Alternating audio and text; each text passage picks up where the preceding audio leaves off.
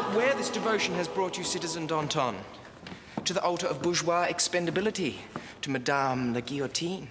Have you nothing to say in your defense before she wraps you in her deadly embrace? What is the purpose of a revolution if it extinguishes the flame of freedom? I would rather die a martyr to liberty and equality than to live as a tyrant of authoritarian ignorance. Vive la liberté!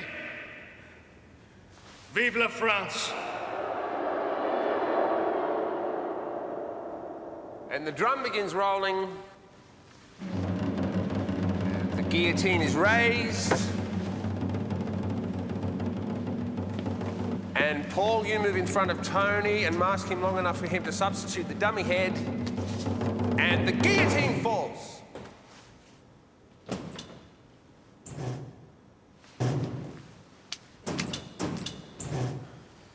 Madame suddenly decides to go on strike in the middle of the festivities. That's all we need.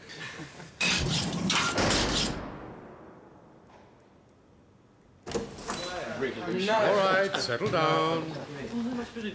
I see our budding thespians have returned from their rehearsals, late as usual. Sorry, sir. Perhaps you can dispense with the theatrics long enough to finish producing this equation for us, Mr. Pringle. On second thoughts, why don't we try you, Mr. Beaumont? It was set for last night's homework, after all. Thank you. I didn't actually get that far, sir. Oh, you didn't get that far. Because you obviously had better things to do. Yes, sir.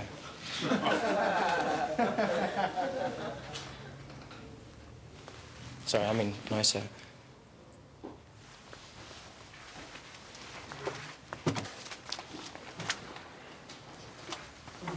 Now, if theta is in the third quadrant and the cosine of theta is -1/2, what?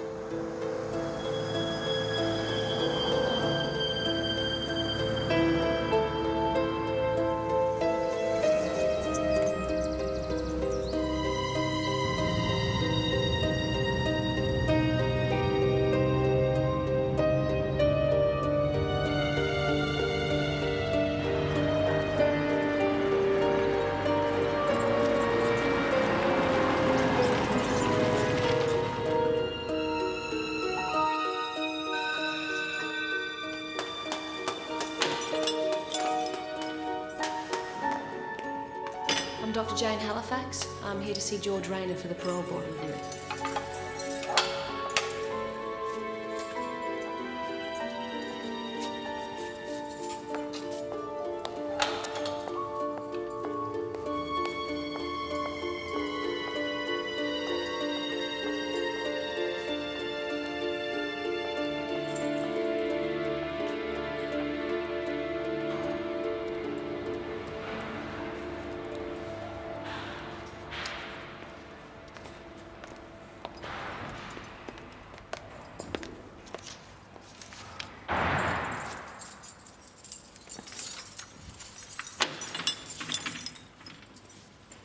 Shall I bring a prisoner in, Doctor?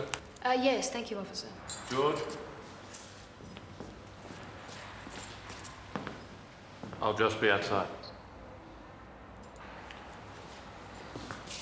Dr. Halifax, I've read so much about you, I feel I already know you. Please take a seat, Mr. Rayner. I must say it's very comforting to know that my future rests in the hands of such an accomplished professional. Where would you like to start? Well, let's start with how you're feeling.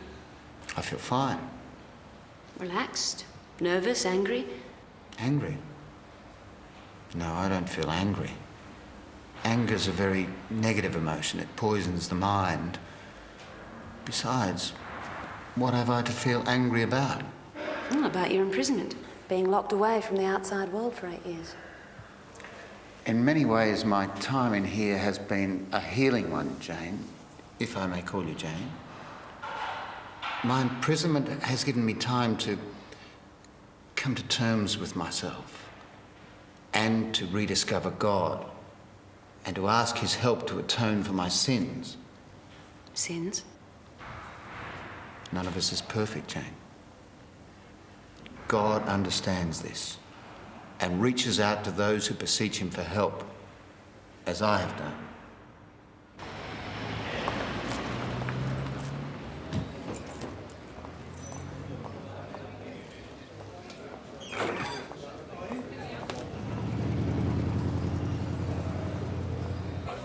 She said, why can't you split the set?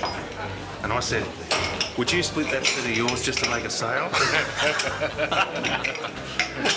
She nearly died. Yes, miss.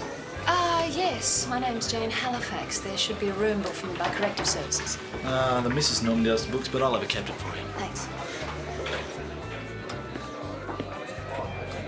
You up in town? Yes. Staying long? Depends. We got the big wet t-shirt competition Sunday. I'm sure you'll do very well. Strictly for the opposite sex.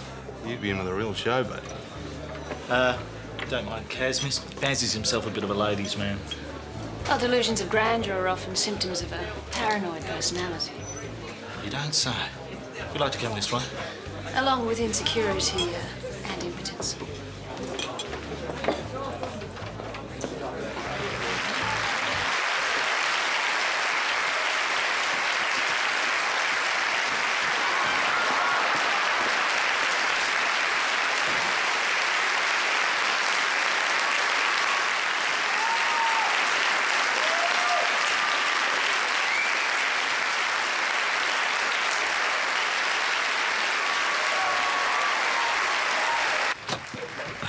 See them.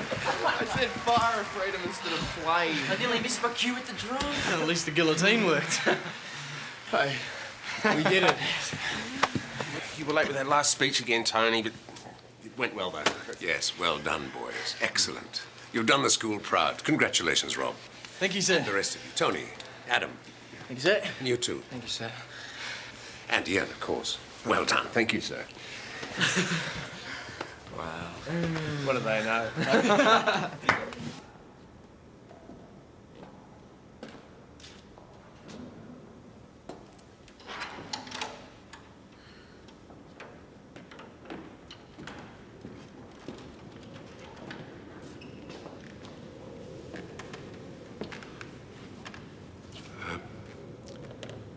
We need to talk. David, Well, don't think I don't know what's going on.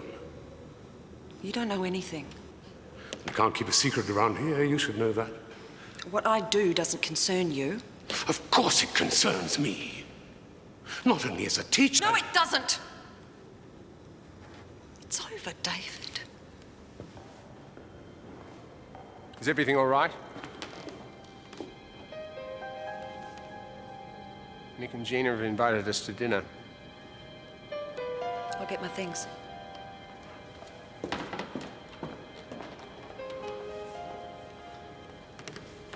It's an interesting play. Stay away from my wife, David. Stay away from both of us. Understand? Excuse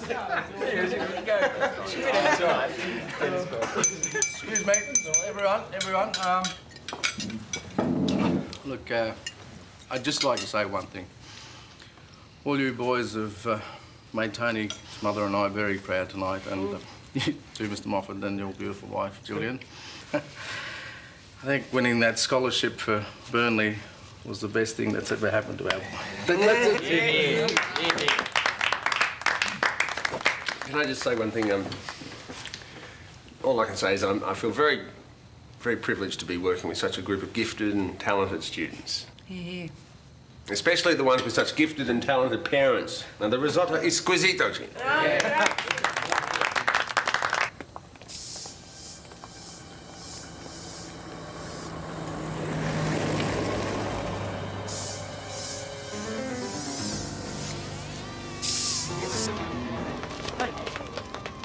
Hey! Boys, leave it!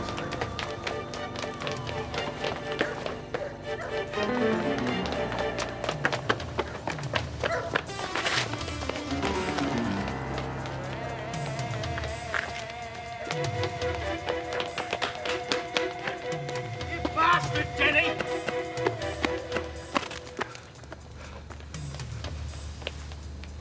be a bastard, but I'm not a traitor. Neither am I. Don't kid yourself. You're one of them now. They say we teach the feral a lesson that he never forgets. You're gonna teach me a lesson, Durbrain. So come on, start teaching.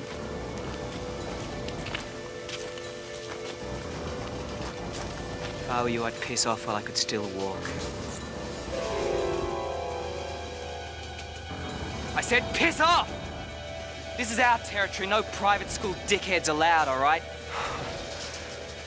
Come on, mate, leave it. Come on, mate. Do as he says, mate. Hey.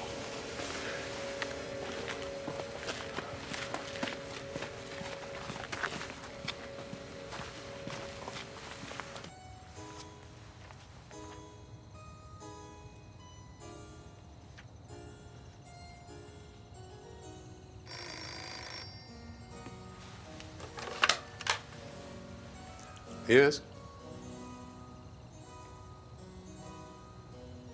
Well, how bad is it? Well, I'll be there in a few minutes.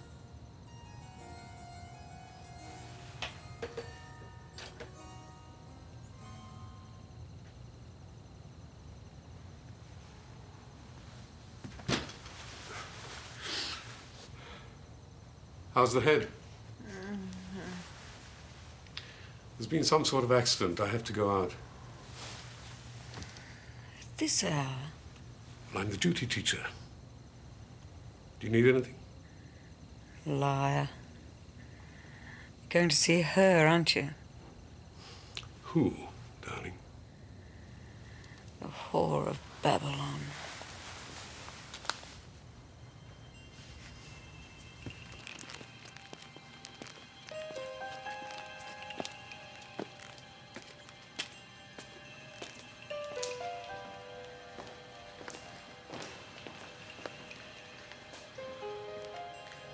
Just had a call about an accident in the hall. Really? Did you notice any activity there? Don't take my word for it. Ian, that business with Gillian, it's not what you think. I'm very pleased to hear it.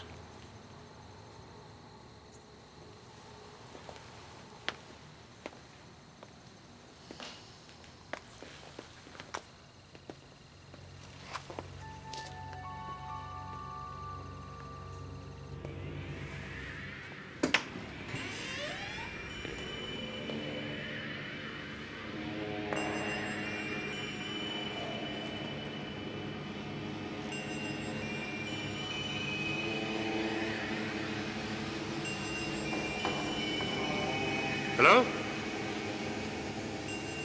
Is there anybody there?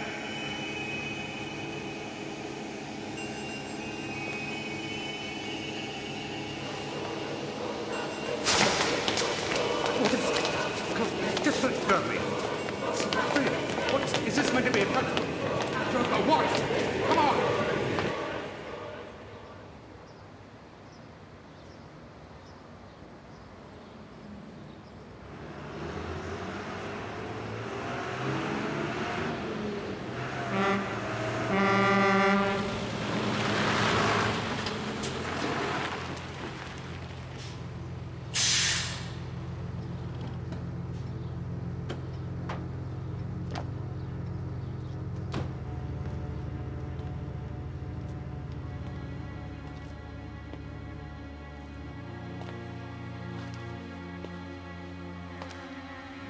Hey, you all right, mate? Jesus! I'd also point out that apart from being a model prisoner during his stay at Woodlands, Dr. Halifax, George has written a book about his experiences. Yes, I'm aware of that. Have you read it? I'm in the process of reading it now. He's also a member of AA and the Prisoners' AIDS Awareness Group and Christian Fellowship. These are all very positive signs, I agree. But you still have doubts. Everything I've seen so far has been an external manifestation of reform. I've yet to see anything that tells me it's genuine. So, You wouldn't agree to his early release, even in view of his record of good behavior then? 8 years ago, a young girl's life was taken in the most brutal circumstances. Her body was hacked to pieces. I don't think I can give you an accurate assessment of this man's character on the strength of one interview. Are you saying you need more time? I'd like to conduct a further series of interviews before I reach a final conclusion. I'd also like to see the transcripts of the trial. I don't think any of us would have any problem with that, Dr. Halifax. How much longer would you need? Say a series of 3 interviews? I appreciate that in cases like this we have to be absolutely certain, Dr. Halifax. But under the circumstances, I don't know what else the poor man can do to convince us of his sincerity. He can convince me. Dr. Halifax, it just occurred to me, since you're extending your stay here, I wonder, would it be possible for you to do some grief counseling? With another prisoner? No, with some high school students. One of our teachers at Burnley Grammar has just passed away quite unexpectedly. The sudden death of a loved one, a friend or mentor, can leave us with an overwhelming sense of loss. If you're having trouble coming to terms with that loss, it's important that you talk about your feelings. Perhaps you'd feel more comfortable discussing this in private on a one-to-one basis. I'll be making myself available for individual counselling over the next couple of days. They seem to be handling it quite well. On the surface, with boys that age, you can never be sure. Was Mr. Onslow married? Yes, he was. Milk? Oh, thanks. No sugar. Children? Yes, one. His stepdaughter. How are they coping? Nikki Onslow is by nature a rather difficult woman. Oh? In what way? Well, one hesitates to cast stones, but she does have a tendency to drink a little too much. See, the Onslows have been living in accommodation provided by the school. In the circumstances, Nikki may find it rather difficult to... Not that she'll be obliged to leave immediately, mind. Would you like me to see her? It's most kind of you to offer, Dr. Halifax, but I feel I've already imposed on you. All part of the service? My august predecessors. I shall be joining them soon. Hung for my sins, as it were. You're leaving? Yes, I'm retiring soon, to make way for somebody younger and more energetic. Oh, I'm sorry, Charles. I didn't realize you had company. Not at all. Come in. You haven't met Dr. Halifax. Dr. Halifax, this is our senior English teacher, Ian Moffat. Hello. How do you do? Dr. Halifax has been helping the boys cope with David's passing. She's kindly volunteered to have a word with Nikki. Ian could escort you over. Did you know Mr. Onslow well? Well enough.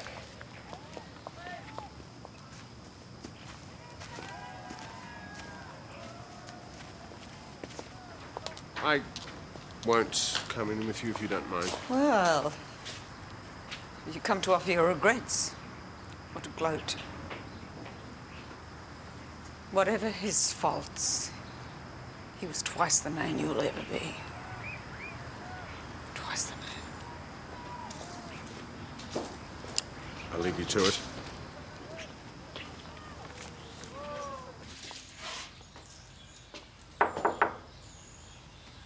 Mrs. Onslow?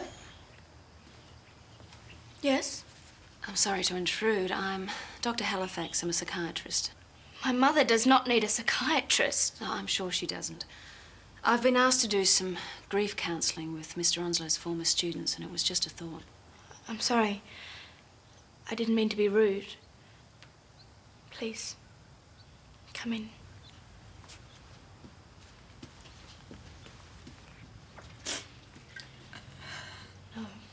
No more. Oh, what are you now, my keeper? Who is this? I'm Dr. Jane Halifax, Mrs. Onslow. Who sent you? Ian Moffat and his tart of a wife? Mum, please. Nobody sent me.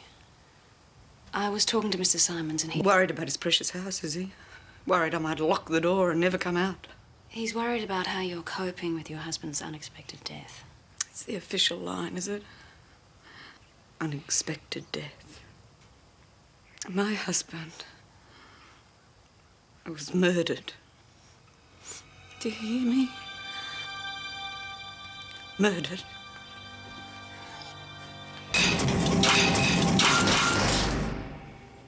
Feeling any better? If you don't feel like talking now... Feel like talking about what? I'm sure Mum didn't mean what she said when she said David Ian Moffat knew that David had the inside running for Simon's job. And his wife wanted David to father her child. What? I was there the night she asked him. Ian was too. We'd had a bit to drink. It was a joke when David agreed and Ian and I gave our blessing. But when we'd slept it off, she was the only one who took it seriously. She wouldn't leave David alone. She actually said she wanted to sleep with him. Wanted David to give her a child. No, that sounds great. No, I look forward to it. I'll see you later. No, I don't mind waiting. Okay, bye. Erica won't have the rest of the paintings here for at least another hour. You go, darling. I'll get her to drive me back. What if she says anything? Erica? Nikki Onslow. What if she does? Everyone knows the poor woman's practically a basket case from booze. If she says anything about that arrangement with David... Ian, it was all perfectly innocent. In our eyes, yes, but maybe not to the police. Well, that visiting shrink has been snooping around. Everyone knows you and David had a falling out. So what? The poor man died of a heart attack. It's not as if he was murdered or anything. No. Well, she's extremely distraught, but under the circumstances... It's willful rubbish. The police investigated. Post-mortem showed that David died of natural causes. Well, perhaps it might help if I knew something of the background to the situation. What situation? Well, would David Onslow have succeeded you when you retire? Possibly. He was a candidate, yes. And Ian Moffat's another? Ian is the other. There's only one. If that soak is suggesting that Ian had anything to do with David's death... I'm sorry, but to suggest that one of our best teachers could conspire to eliminate a rival... The idea is simply absurd. Now, you called your book The Edge of the Abyss. Have you read it? Yes. The critics are most kind. What did you think? Interesting. I'll take that as a compliment from a best-selling author. What did you mean by the abyss? The abyss? What did I mean by the abyss? What did you think I meant? Not sure, that's why I'm asking. Well, Jane, the abyss is like a bottomless pit, beyond the reach of God's hand. And you were at the edge of it? Yes, I was. Why? Because I'd lost my way. Why did you lose your way? Because I'd lost contact with God. Because I'd become infected with the evil in men's souls. Is that why you tortured and killed her? The young girl you met at the nightclub? She was infected too, Jane. Much more than me. Infected? How? Was she sick? Was she on drugs? She was already sliding into the abyss. And she was trying to drag me in with her. How? Did she force herself on you? Did she force her way into your car when you left the club? This is all in my book, Jane, as you well know. Well, I'd like to hear it from you, George. In person. She tried to force herself on me, yes. She dragged me to the edge of the abyss. I kept trying to pull her back. I kept trying to save her from the bottomless pit of evil, but she was too far gone. Was it necessary to kill Kathy Mason to save her, George? I didn't want to kill her, Jane. She wanted to kill me Why? because she was lost to God.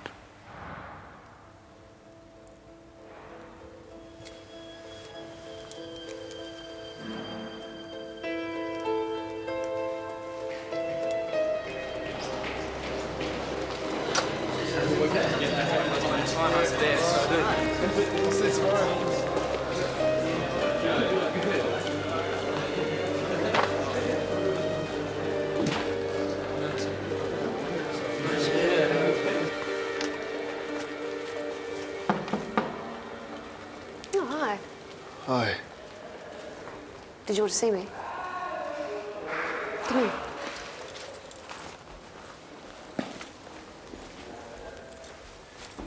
And you are? Lobianco, Miss Tony Lobianco. Did you want to talk about Mr. Onslow's death? I was in our end-of-term play the night he died. I'd never performed in public before. It was the best. It was the greatest night of my life. And all of a sudden... Tell me about Mr. Onslow. How you felt about him. He was a good teacher. He always took the time to explain things if you didn't understand, which most of the time I didn't. And he helped you. Some of the others didn't like him as much, you know. There were things about him. Some of the students said... I'm sorry, I have to go. Well, Tony, I'll still be here again tomorrow if you want to...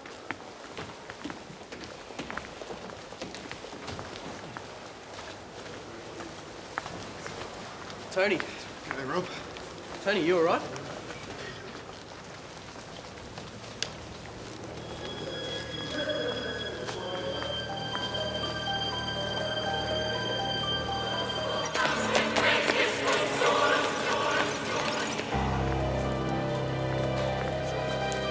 They're always going to beat us.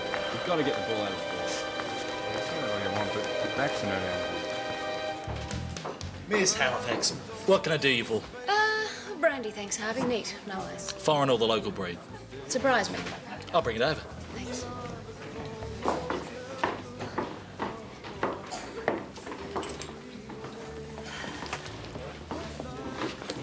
You're still with us, Miss Halifax. So it seems. Now, don't get fooled by the rugged good looks. I do read the odd book too, you know. Like The Preppy Rapist, for example. You've read The Preppy Rapist. Yeah, that's one of my favourites.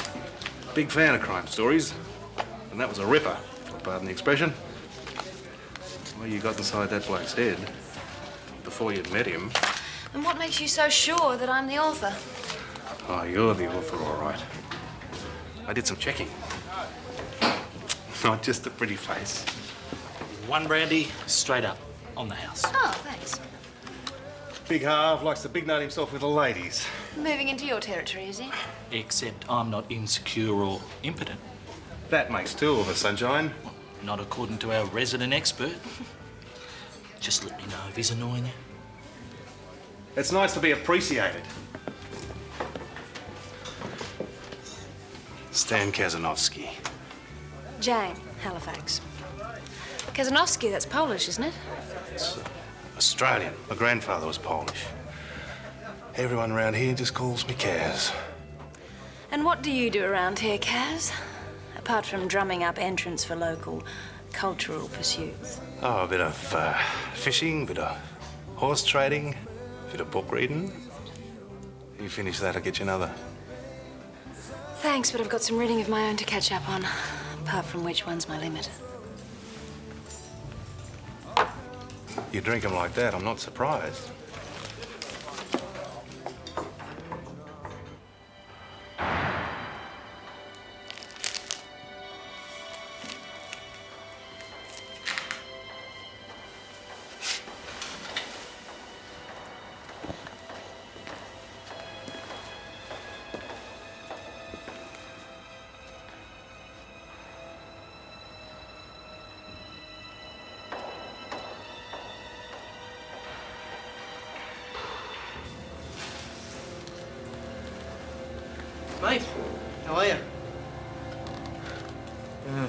psychology. All those poor little butchered frogs. Your mum makes the best cookies. They're not cookies, they're Savoiardi. Whatever. So, you were in with a shrink this afternoon? What if I was? We swore an oath, mate. No outsiders. You broke rank, mate. That's not a good thing. In wartime situations, you know what happened to people who break rank? I hate to be the one to tell you, but this isn't a wartime situation. Oh, but everything is a wartime situation. Right. You don't look where you're going, you get hit by a bus. You don't eat the right type of food, you get cancer of the colon. Ignorance is not bliss, mate. Ignorance is death. So we don't break rank. Remember, the pathway to illumination is the spirit of enlightenment. You wander off that pathway and get lost.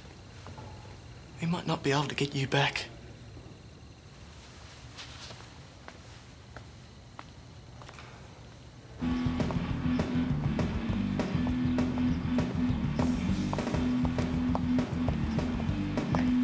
Fellas, get a load of this one.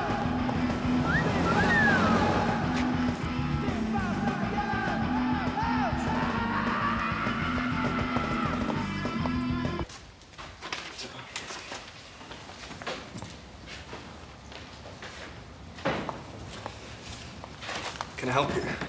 Yes, I'm Dr. Jane Halifax. I'm doing some work out at the prison and at the grammar school. Well, well, Dr. Halifax, we meet again. I'll take care of it, Steve. You want to file a complaint? Or would you just find out from Harv where I worked? Oh, the male machismo bullshit, I should have guessed. How can I be of service, Doctor? I'd like to talk to you about David Onslow's death. Personal or professional capacity? Let's just call it natural curiosity. For some reason, his wife doesn't seem to think he died of natural causes. She'd be wrong. The PM report on Onslow, matey. Oh, Barry's desk.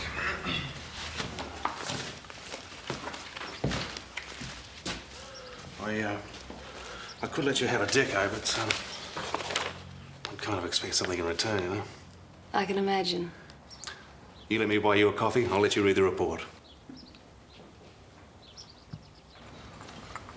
Here we are, short black and a cappuccino. Something to eat? Bacon, eggs? Coffee's fine, Nick. No one eats breakfast anymore. So, you had a hereditary heart defect. Something that only showed up in middle age. His wife never mentioned it, Maybe she didn't know. but he knew. Well, he had been checked out fairly recently by the local GP. Did you know him? Oh, yeah. We both worked down at the local youth centre.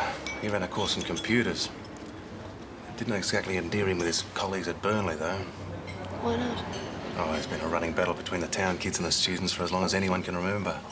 The graffiti. A couple of local kids. They knew Dave was from the school. They thought he was drunk, sleeping it off, you know. Did he drink a lot? Not that I know of. Okay, so what do you think he was doing parked in a side street in the middle of town? Minding his own business. I'm sorry about the other day. You caught me at rather a low point. You don't have to apologise. No, no, no. You were very patient and understanding. Much more than I deserved. David's gone, and no amount of carrying on's going to bring him back. Did you, know about his heart condition? No. Came as a complete shock. I think that's what's made his death so hard to accept. He was probably trying not to worry you. Yes. Yes, he was a very private person. I always felt cut off by his need for privacy. Used to find myself wondering what on earth he could be up to that he couldn't tell me about. And there was Gillian Moffat lurking in the bushes waiting to pounce. Or so I thought.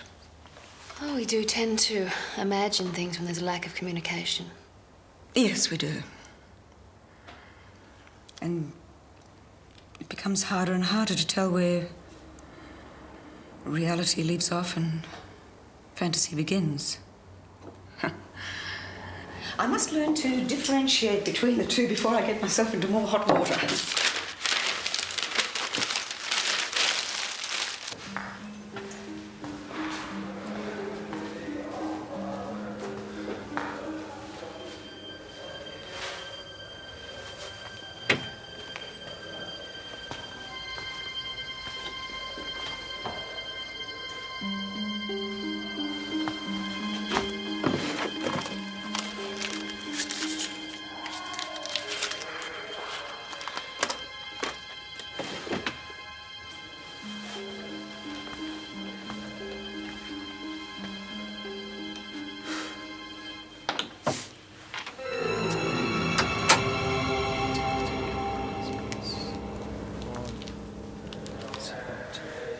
No.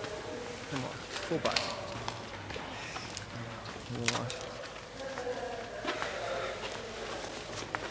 You okay?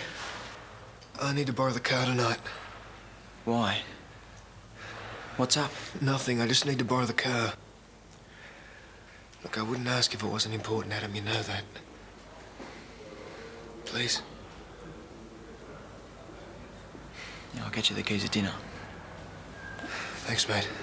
And this is just between us, all right?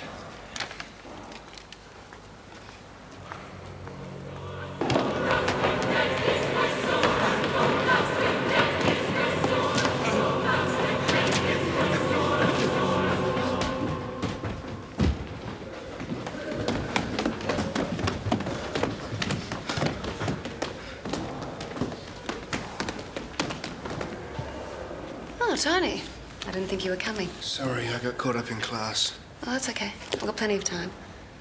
What's the... Listen, I can't talk here. Where are you staying? At the Royal. It's on the corner. Yeah, I know where it is. Look, you say a time, and I'll meet you there. 7? 7, okay. Room 11.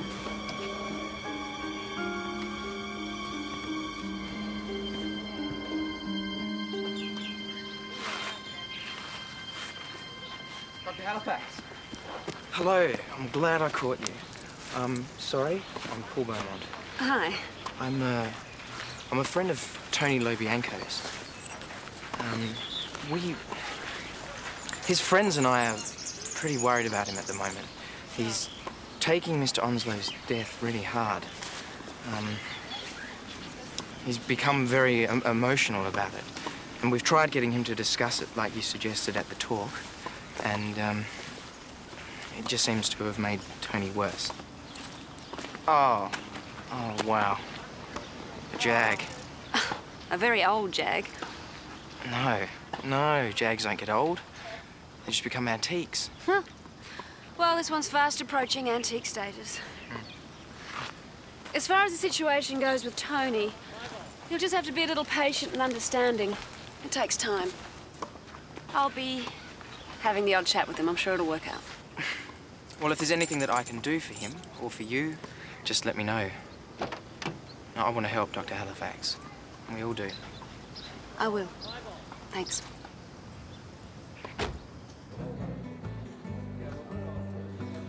So, what exactly were you offering? In terms of dinner? Well, the golf club does a pretty reasonable rack of lamb, and there's a new Thai joint just opened up.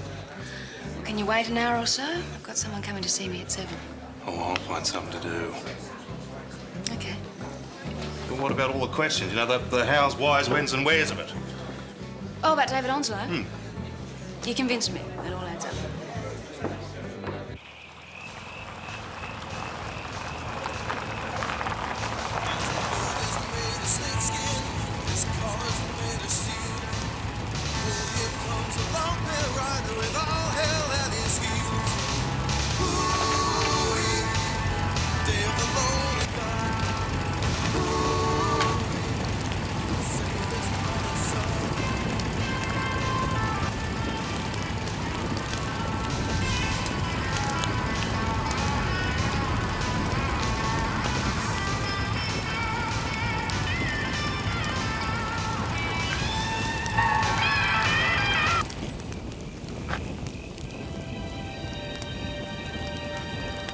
What is this?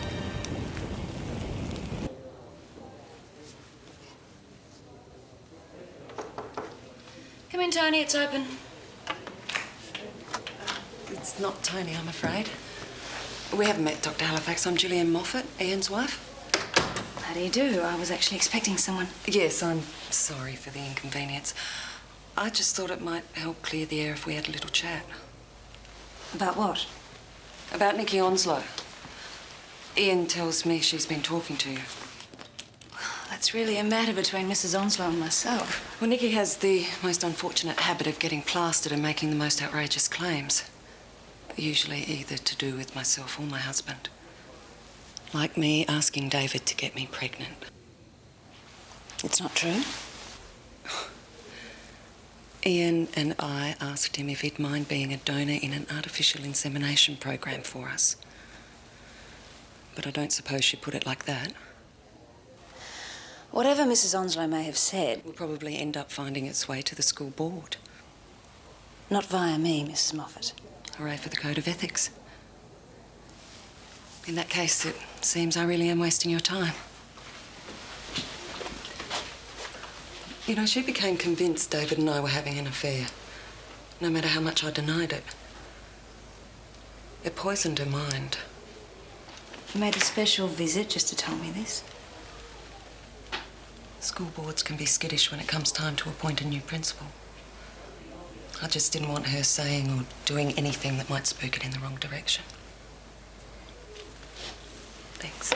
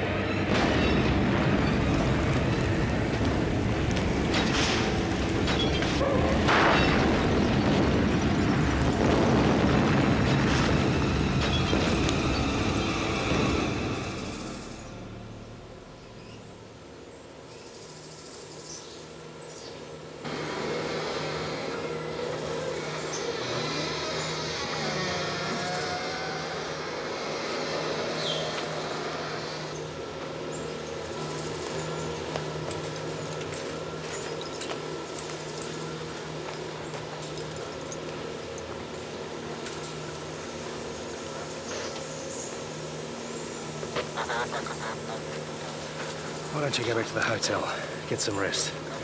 The forensic boys will go over it. Not that they're going to find that much. What about the spray paint? Applied after he left the school. It wasn't an accident, Jane. I know. He had something he wanted to tell me. I think he was being threatened. By who? I don't know, I know he was under pressure not to talk. About what? About Onslow's death. Onslow died of a heart attack. Did he? You saw the PM report. You said it all added up. I was wrong. Tragic. Scholarship boy. Son of a local cafe proprietor. Doubtless some of his former associates resented his success. I saw Tony twice in the last 2 days. He seemed very upset about David Onslow's death. Upset and, I'd say, frightened. Why would he be frightened? I've no idea. I was hoping he might be able to tell me. I'm as much in the dark as you are. I know whoever or whatever was frightening him is here at the school. That's a very serious accusation, Doctor.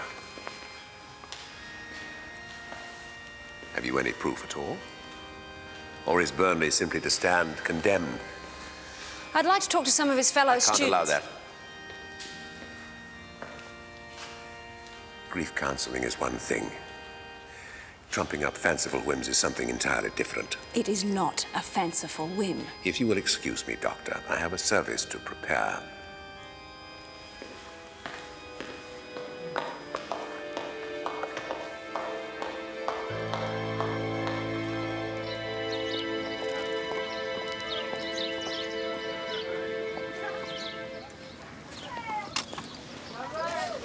got to be my favourite car. Did you want to see me? I heard what happened to Tony. They said he crashed the car. Someone said it was suicide. No, it wasn't suicide. And what happened? The police are investigating. Look, I have to be at the prison, but I'll be back later, so I'll talk to you then, okay? They're holding a memorial service in the chapel at 4. All right, then I'll see you then. Just ignore the rumours.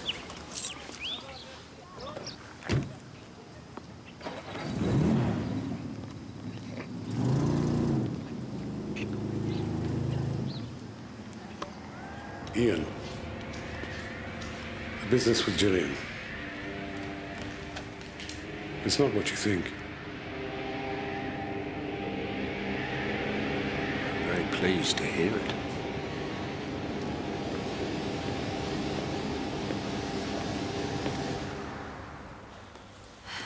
Now, if we can talk about the period when you chased Kathy from the car. What was going through your mind? You look tired today, Jane. Aren't you sleeping well? I'm fine. You only sleep well when you make your peace with God. For instance, you say it was only once you held your hands around her throat. We seem to be covering ground I've already covered in my book, Jane. I've moved on from there. Why don't you ask me about my time in prison? I prefer to work through from the past to the present to give me a better idea of your progress, George. I need a basis for comparison. Of course. So, you were holding your hands around her throat. To stop her swearing and calling me names. To stop her calling you names. Swearing and calling me names.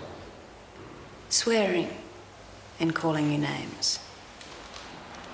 And then you realised that she was dead. Then what did you do? So long ago now, Jane.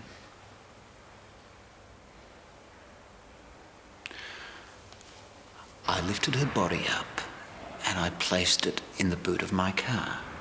Gently. Very gently. And? Then I drove to my parents' place. There I borrowed a shovel, a knife, and a saw. Then I drove to the picnic grounds. I lifted her body from the boot of my car, again, very gently. Then I laid it on the ground and cut it into sections to make it easier to bury. There were 6 sections in all. Why 6? Just came out that way. You sound very in control at this stage, George. Or is there some sort of inner voice telling you what to do? There was no voice. If there'd been a voice, I would have been classed as a psychotic. And if I'd been psychotic, I would have been classed as certifiably insane, but I'm not. I'm as sane as you are. Why did you mutilate her body? I don't know, Jane. I wasn't even aware that I'd mutilated it. The police told me I did a lot of things I can't remember. Do you understand the meaning of remorse? Is that in the personal or the literal sense? Both. Remorse. Remorse is a feeling of guilt or sorrow for past actions. Do you experience feelings of remorse for the death of Kathy Mason? Of course.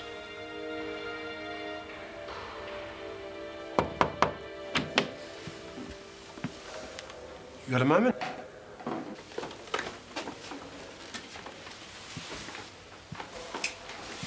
How are you feeling? I saw you talking to the psychiatrist earlier. I thought there might have been problems. You're upset about what happened to Tony. Yes. Do you know what happened to him? Only that he died in a car crash. It looks like it could have been done by louts from town. You would tell me if you did know anything, wouldn't you? Yes. You know I would. Good.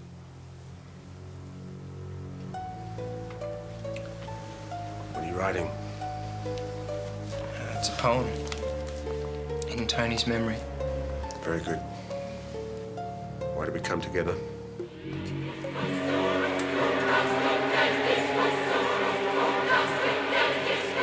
Transform the darkness of ignorance into the light of knowledge and understanding. Finish your poem.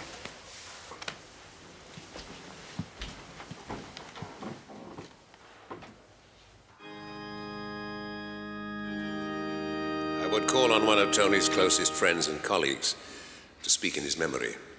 Rob.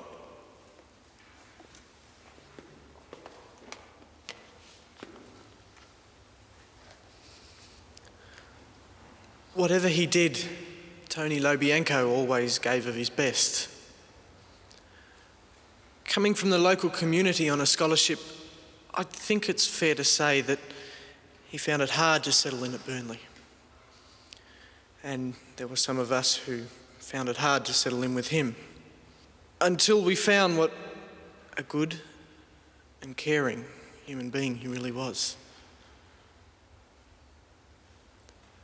A good son to his parents, a good student, and a good friend. Tony, wherever you are, we're all going to miss you, mate. Here are some words written especially as a tribute to Tony by his good friend, Paul Beaumont. Time is the hunter, and we are all his prey. Sooner or later, without formal introduction, the hunter will have his say. Death, where is thy victory in bringing sweet life to an end, leaving us behind to weep and mourn the passing of a friend?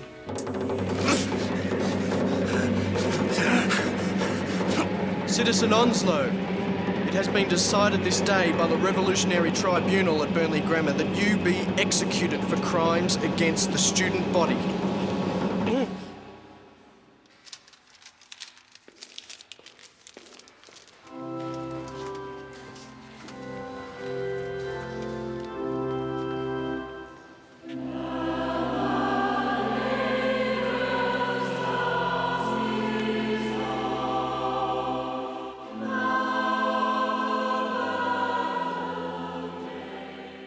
Why did he need to go to town? Why did he need to borrow a car? I keep asking myself these questions over and over. He told Adam he was coming to see you, Nick. He wasn't. He was coming to see me, Mr. Lobianco. I know you came to my place with Kaz. Dr. Halifax has been doing some grief counselling with the students. This is Tony's father. I'm so sorry about what happened. I feel partly responsible. Yes, well, why was he coming to see you, Dr. Halifax? He was upset. He wanted to talk to me. He didn't feel comfortable about it at school. Why didn't he feel comfortable?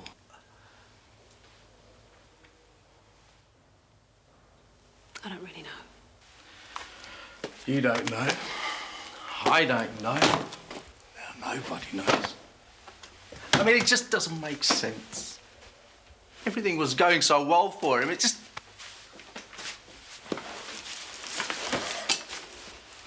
Let's get these things packed up, I'll give you a hand out to the car.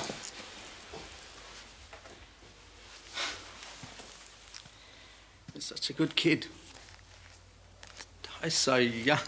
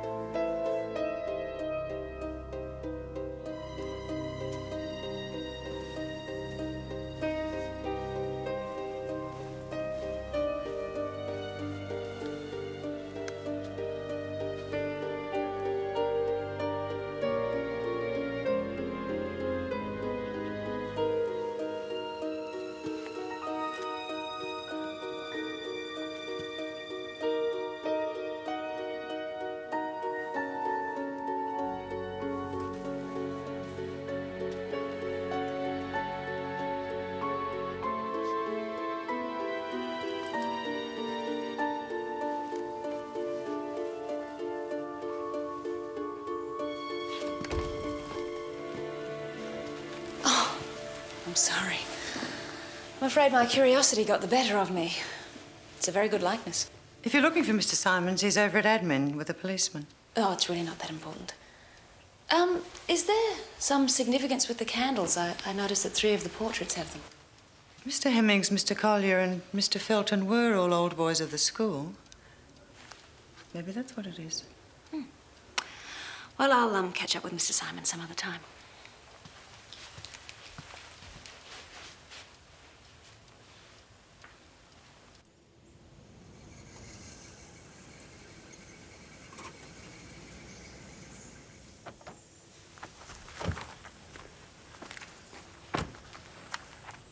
They used burning tyres to stop the car.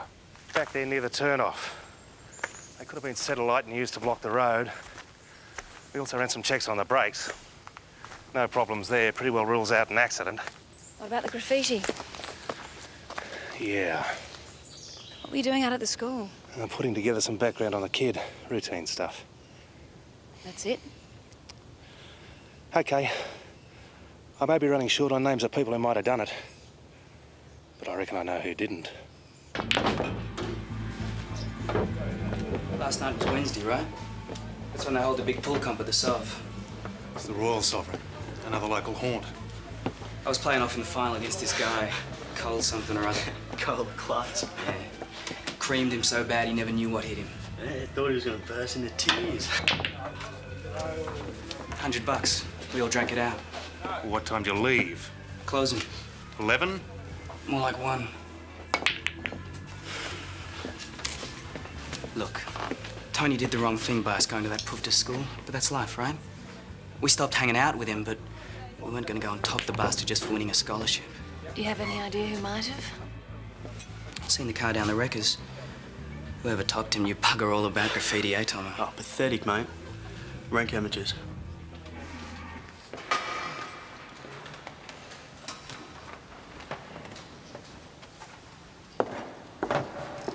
Looking for someone? Is that what I think it is? It's one of our props in the play. Guillotine. From the play that Tony LaBianco was in? Was it to do with the French Revolution? The decline and collapse of one of the greatest movements in history. Looks very dramatic. No expense spared. For a moment, the audience thought that the final beheading had actually happened. All sleight of hand, of course. Sometimes the illusion of reality can be more powerful than reality itself. Yes, my father believed in the power of illusion. Among other things, he was an amateur magician. What are you doing here, Dr. Halifax? I'm trying to find out why Tony was killed. He was killed by hoodlums from town. Well, I think that's an illusion. I believe that's what the real murderer wants us to think. The real murderer. All murderers.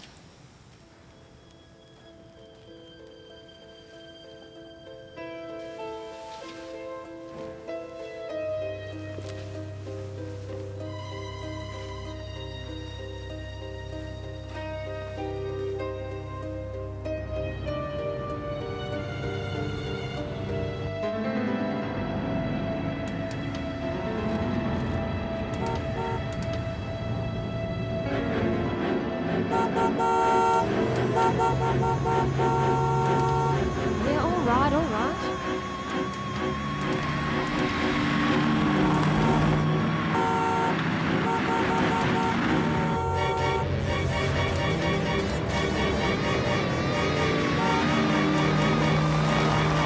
Pass me, for God's sake.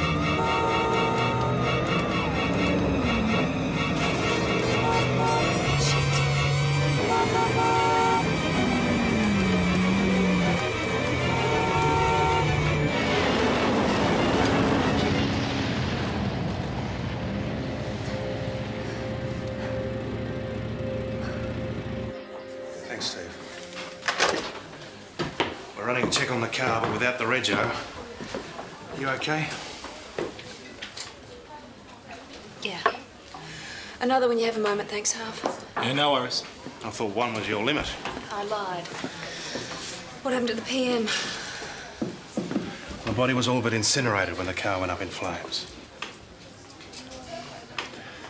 There was enough of the skull left to show fractures from repeated blows to the back of the head with a flat blood instrument. Doctor thinks it might have been a rock or similar. We're still searching. You all right, Miss Halifax? I'm fine, thanks, Harvey. Okay, show me yours and I'll show you mine.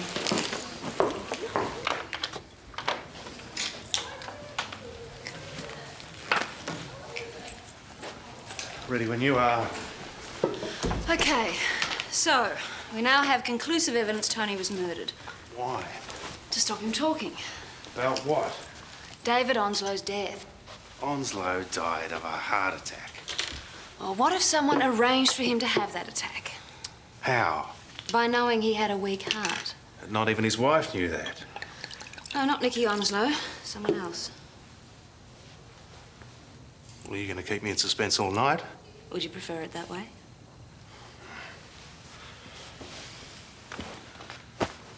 Just what are we talking about here?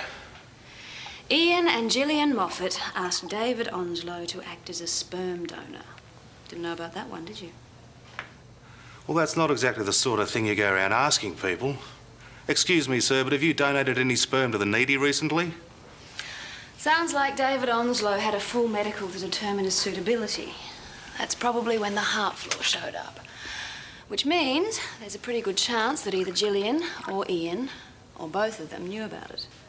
Did Onslow ever mention some sort of secret society operating out at the school? No. Did Dave play around at all? What kind of a question's that? Well, you worked with him at the youth centre. Apparently he was having problems with his wife.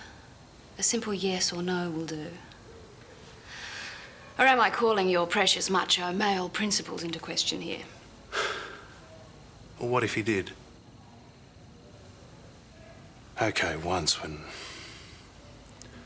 I was delivering a prisoner to Gatesfield, I saw Dave come out of the motel with a woman. Know her? Uh-huh. Gillian Moffat.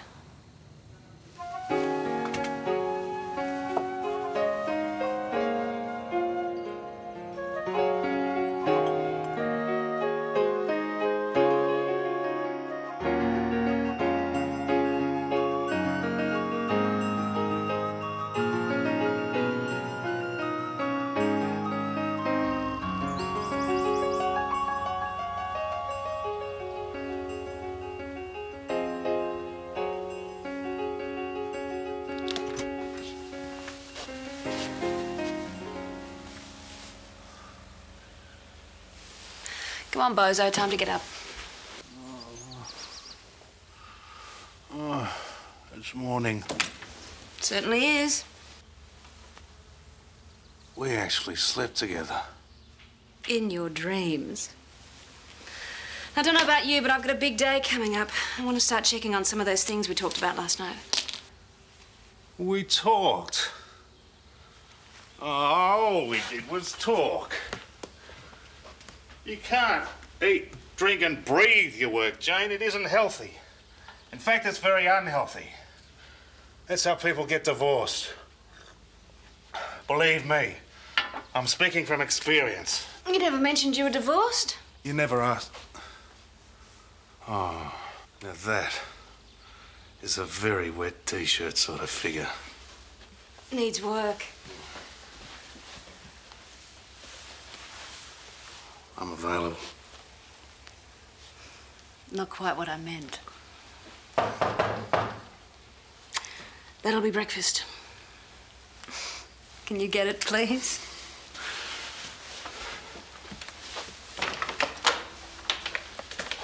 Oh, very thoughtful, Harv. The insecurity's still a problem, but I think we've nailed the other one.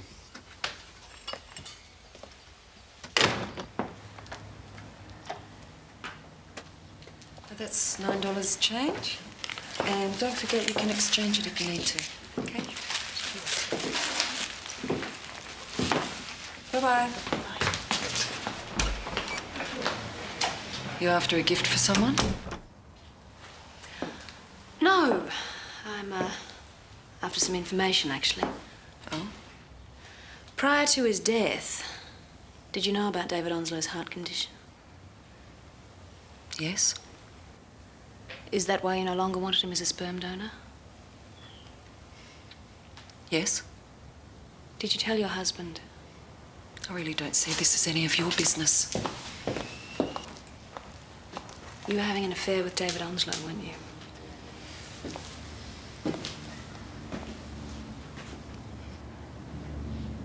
Do you know what it's like to want to have a child? I mean, to really want it. To want to nurse it and hold it in your arms so badly. I have some idea. There were endless tests, endless delays waiting for lab results. It seemed like I'd spent half my life waiting. So I suggested to David that we forget the red tape and make our own arrangements. I only slept with him once before the heart condition came to light. Did your husband know? No, he didn't. He was having enough problems dealing with the idea. I didn't want to make it worse. I wasn't pregnant as it turned out, so I just told Ian I'd changed my mind about the whole thing. Was that the end of it? Yes, Dr. Halifax. That was the end of it.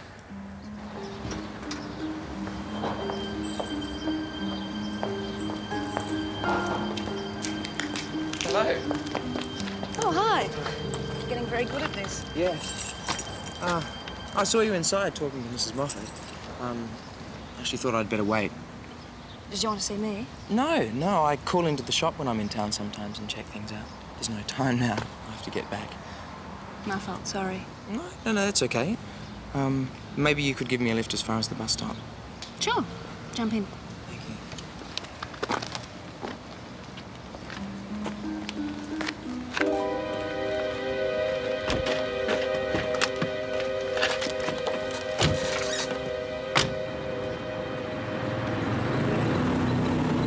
So, is there a library around here somewhere? Yes, not far from where we're going.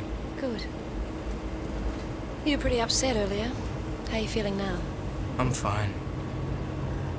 It was a nice memorial service for Tony, don't you think? Very moving. I thought the singing and prayers, I think Tony would have liked it. So, do you get on well with Mrs. Moffat? You just said before that you called in there sometimes. Yeah, she's teaching me stuff about paintings and sculpture. She knows a lot about art. The library's just in there. Okay.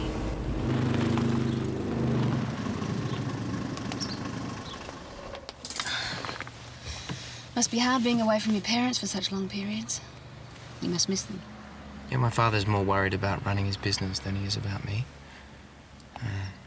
He's overseas most of the time. What about your mother? She's dead. Died of leukemia. Sure is a great car. Thank you. Bye.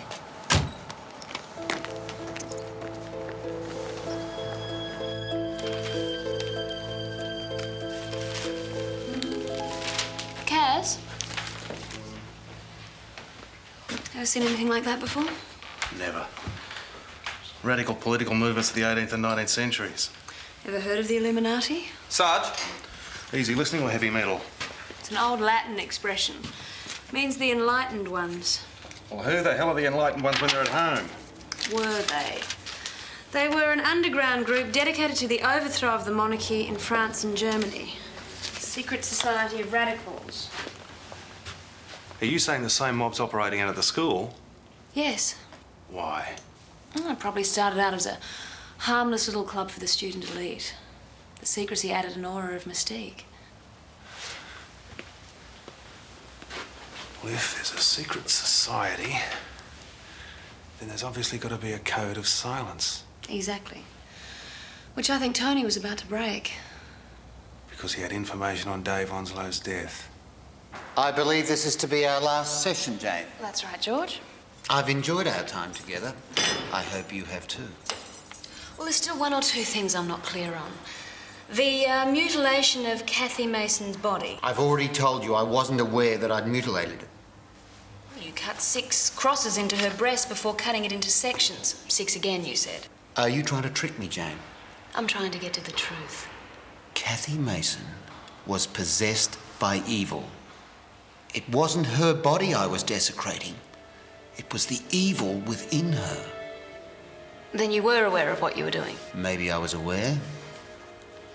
But what I did in the name of God.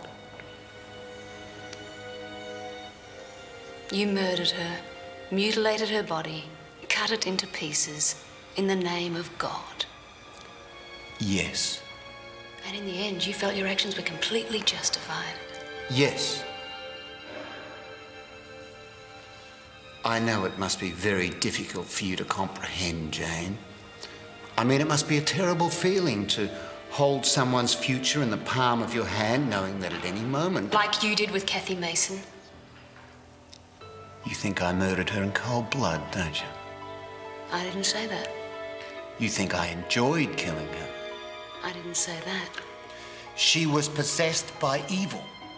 Her life had no meaning, no purpose other than to entice others down the same path. I did her a favour. A favour? She had a big funeral, lots of flowers. Name was in all the papers. People came from everywhere to pay their respects. I reckon she would have liked it.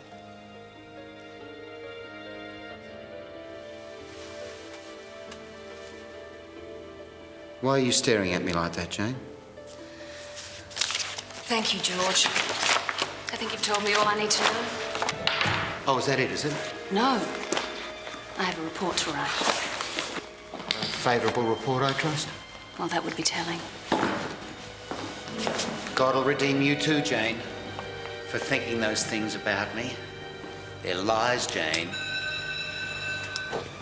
All lies.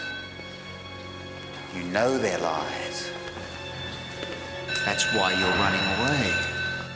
But you're running in the wrong direction. You're running away from him and towards the abyss. Remember the abyss, Jane.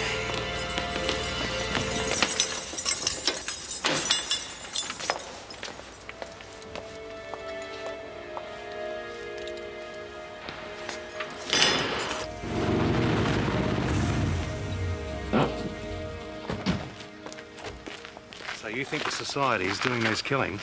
Well, maybe not the society itself. It's someone smart enough to use it for protection. A psychopath like George Rayner. I must say I find this all highly irregular, Dr. Halifax. And Ian agrees with me. Secret societies, conspiracies to commit murder, accusing some of our most gifted students. No one's accusing anyone of anything at this stage, sir. We'd just like to ask the lads a few questions. Mr. Simons, I hope for your and the school's sake I'm wrong. But until we interview them, we can't be sure. We can either do it here or down at the station.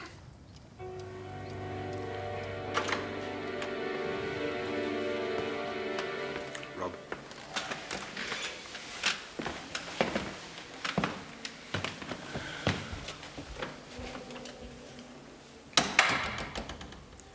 It's all right, Robert. They just want to ask you a few simple questions, that's all.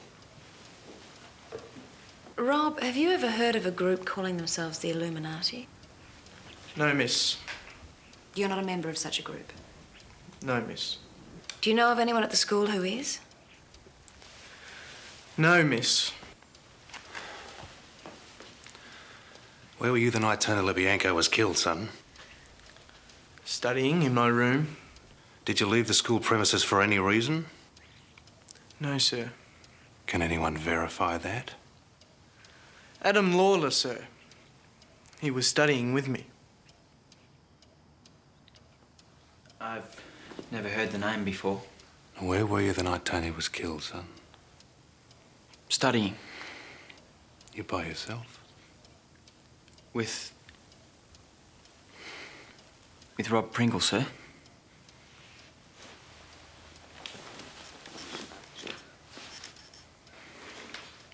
I've never heard the name before, no.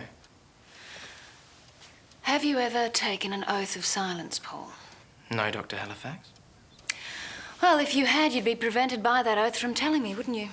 Which makes the question pointless, don't you think? Where were you the night LaBianco was killed? In my room. Can anyone verify that? I don't know. I fell asleep. Paul, can I just ask you to describe how you felt when you heard the news that Tony had been killed? I felt very upset. How upset? What was running through your mind? Just that he was gone and that he wouldn't be coming back. Is that why you wrote the poem? Yes. By any chance, do you have a candle holder in your room? Some of the boys have candle holders in their rooms because of blackouts. Do you have a candle holder, Paul? Yes, I do. They've closed ranks. Someone's controlling the group. A psychopath has almost no ability to empathise with the feelings of others. It's like being able to hear the words of a song but never the music. Because they can't empathise, they don't feel guilt or remorse, which means they're capable of doing things a normal person would find abhorrent. Like caving LaBianco's skull in with a rock. Yeah. Car 3 to base. Where are you off to? I'll see you back in town. Yes, Sarge, go ahead. Mate, can you run some checks for me? Who is it?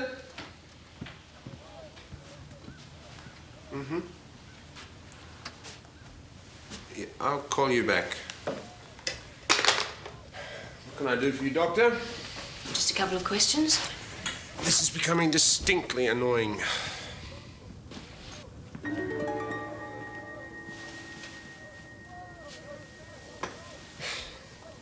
As I said, we have the occasional power failure. Now, I really must ask you... You're one of them, aren't you? One of what? The Illuminati. The enlightened ones. It's an old school tradition, isn't it?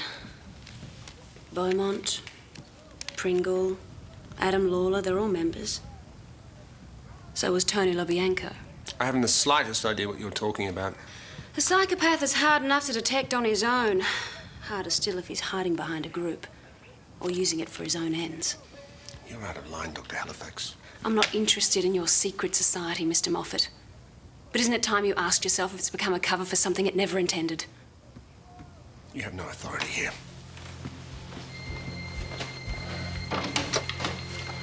Please leave.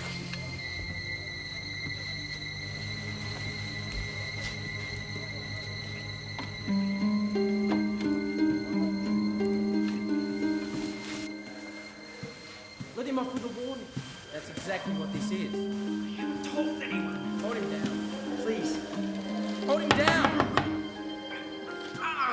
Paul? Paul? Open the door. Open this door, do you hear me?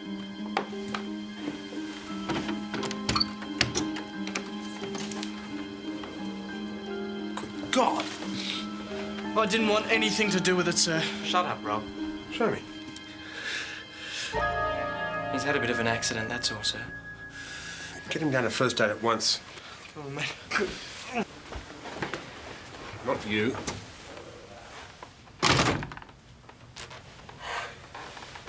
Was that really necessary? It was a warning. He was threatening to break oath. Where's the knife? What knife? Give me the knife, Paul. Rob's got it. You're lying. You've been lying all along. I don't know how you did it, but somehow you killed David and Tony. I don't know what you're on about. You're sick, Paul. You're the one who's sick. She wants a child. And you can't give her one, can you, sir? I can. Give me the knife. You let Onslow sleep with her because you weren't man enough to stop him. Give me the knife!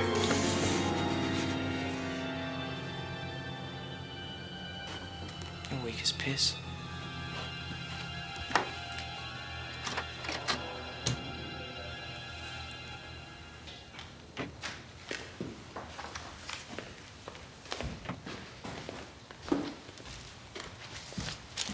Just in for a record, Sarge.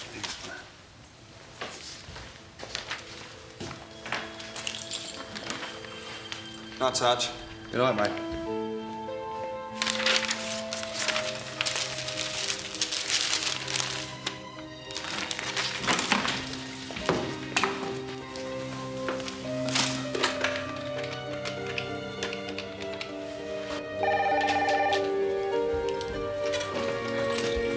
Hello? Yes, Kaz? Yeah, it's all here. Expelled from half a dozen different places before he landed at Burnley. The last place, he pulled a knife and threatened a teacher. The charges were dropped when the teacher settled out of court, presumably after being paid off by the old man. Really?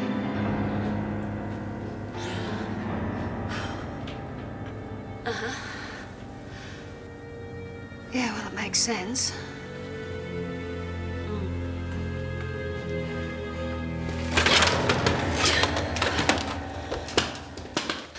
Why did you do that, Paul? Why did you bring the police to the school asking all those questions? They were questions that need to be answered. You have your answers. But I don't have the truth, do I? Please leave my papers alone. Don't tell me what to do. Don't get up, Dr. Halifax.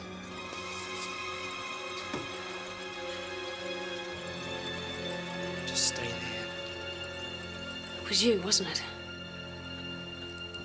You somehow gave Dave Onslow a heart attack and made it look like an accident. You knew about his heart condition. Did Mr. Onslow have something wrong with his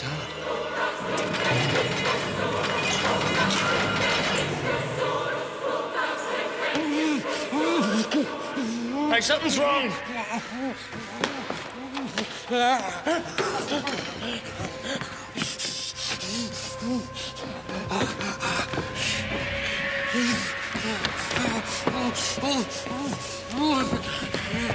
Mr. Onslow?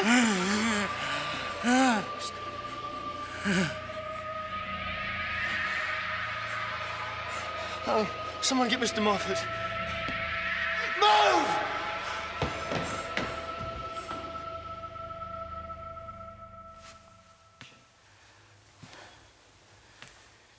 Gillian told you, didn't she? No. I overheard a discussion between her and that dead prick she calls her husband. You know, he even helped us move the body. Paul, you can't go on like this. You need help. I know why you're causing all this trouble. I'm not causing trouble. I'm trying to help you. No, you're not trying to help anyone. You want to hurt her. And now I'm going to have to hurt you.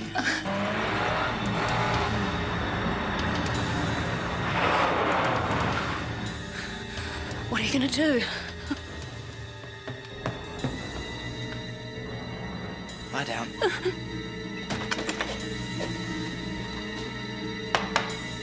Jane, it's Kaz. Jane, you in there?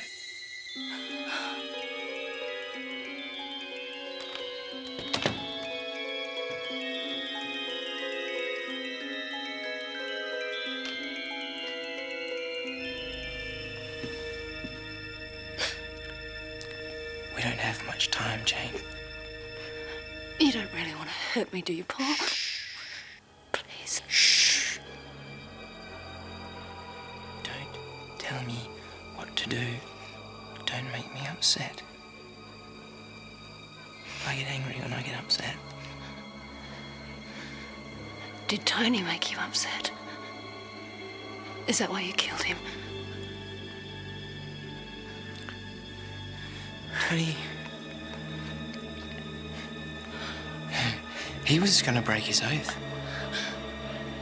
His sacred oath.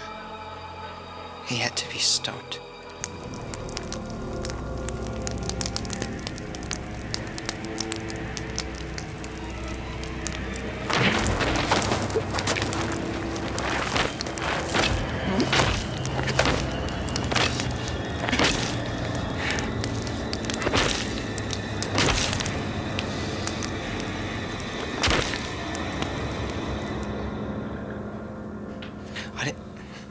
I didn't want to hurt Tony. I liked him. Drop the knife, son. Drop it, I said. Don't tell me what to do. That's right, Cass. Don't tell him what to do. You'll just make him more upset than what he is. We've just been having a quiet little chat, haven't we, Paul? I haven't done anything wrong. No, you've been very cooperative. Is it okay with you if we talk about this down at the station? Sure. Yes. It's got nothing to do with me. It's the others. I'll tell you anything that you need to know. I'll even take a lie detector test. Well, you won't be needing that then, will you?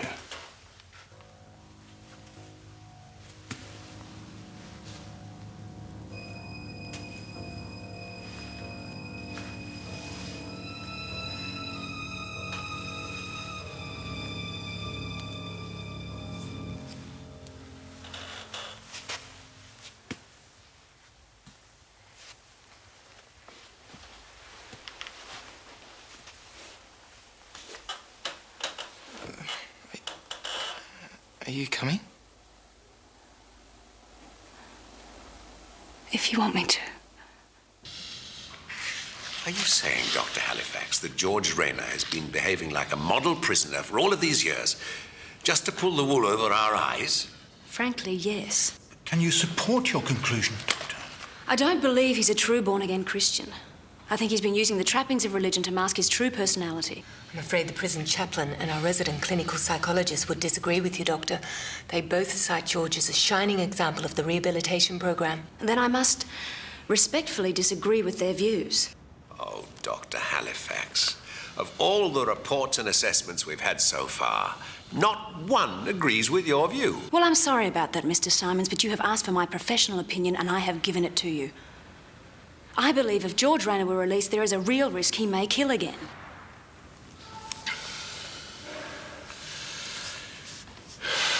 Thank you for your report, Dr. Halifax.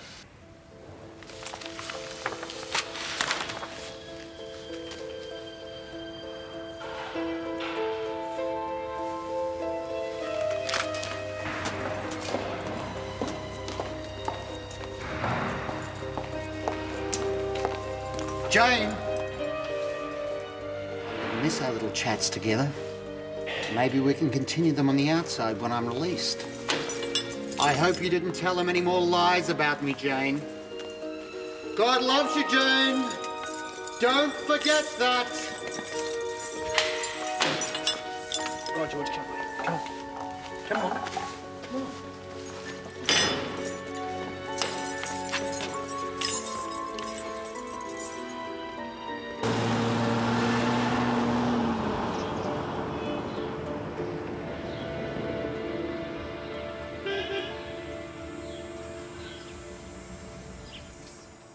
You didn't think I was going to let you get away that easily, did you, Doctor?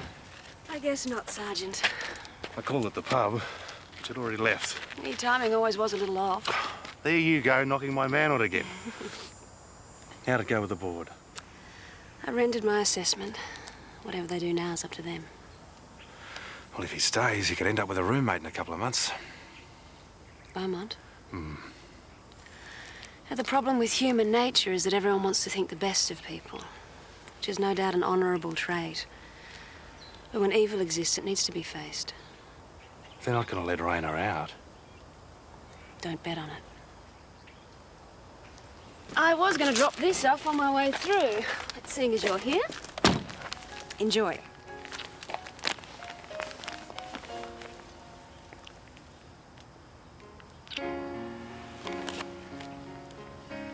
Thanks. Well, next time you're up here for whatever... Another long day's journey into night? Oh, yeah.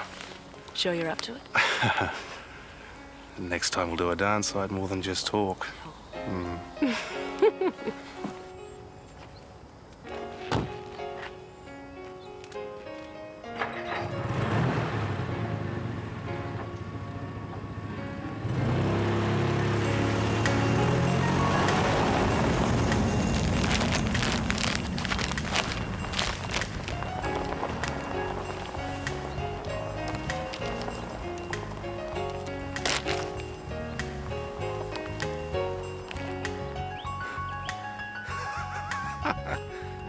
Very bloody funny, Dr. Halifax.